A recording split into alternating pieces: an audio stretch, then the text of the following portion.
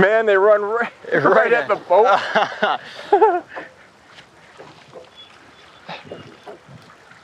There we go, on the reel. Oh, there it goes. Fish.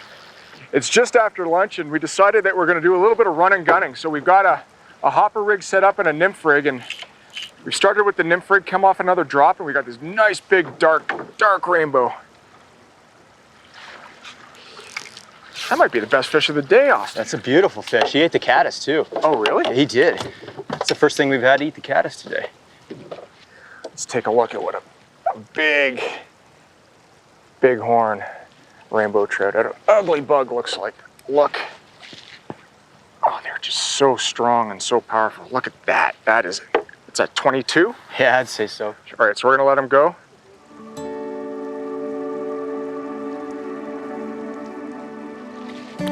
So what we've seen today is two patterns.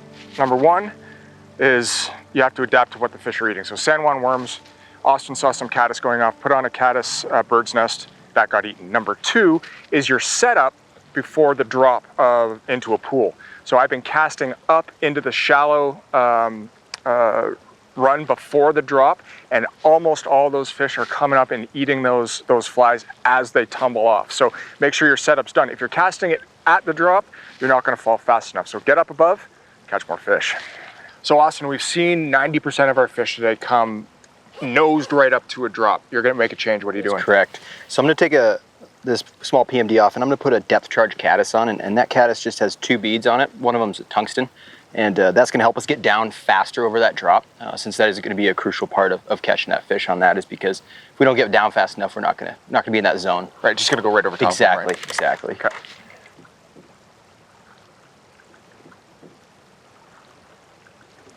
A small downstream end with it, good.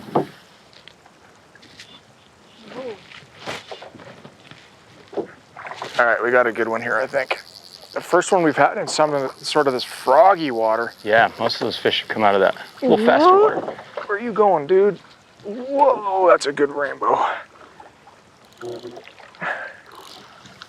In this slow water, it gets a chance to sit a little bit longer. Yeah. And heat up. Now this fish was on a seam out there, and it was a little bit deeper, and that's why we were fishing it. But yeah, and most of these fish today have definitely been in faster water. But it doesn't mean you should not fish the slower stuff.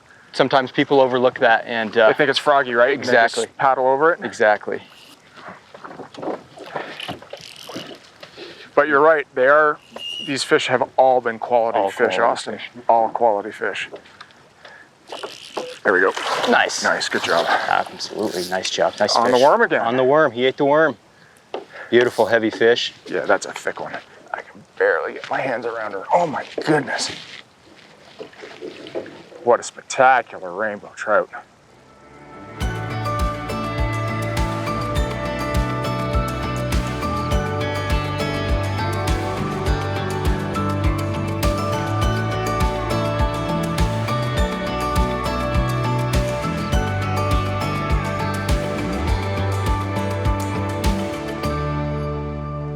All right, so we're hooked up here to a nice big brown trout.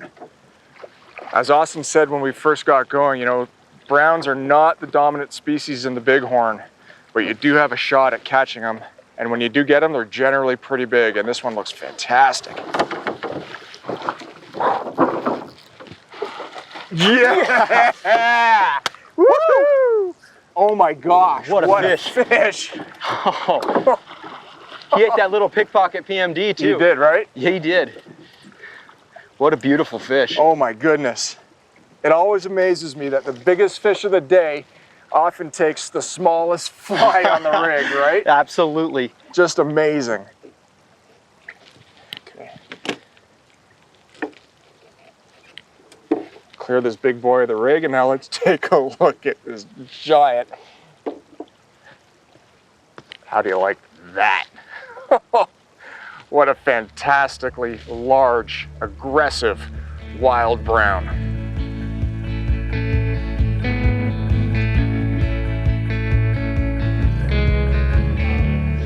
So that was a fantastic fish.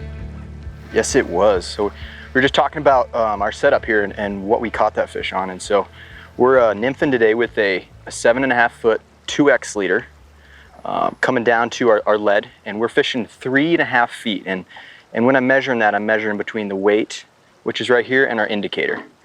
And then so after that, we have our tippet tied on, which is 3X, going down to our first fly, which is our crayfish, tying off of the bend of the hook, down to our second fly, which is our San Juan worm in purple, tying off of the bend again, going down to 4X to our small bug, which is a pickpocket PMD, going down and dropping him as our last fly. And that's what that big brown trout ate. Did. Yeah. It's an awesome setup. Easy to manipulate, easy to change your depth with a movable strike indicator. And you can really adjust everything as you need based on the depth of whatever the run is that you're fishing. Exactly. It's a very universal rig.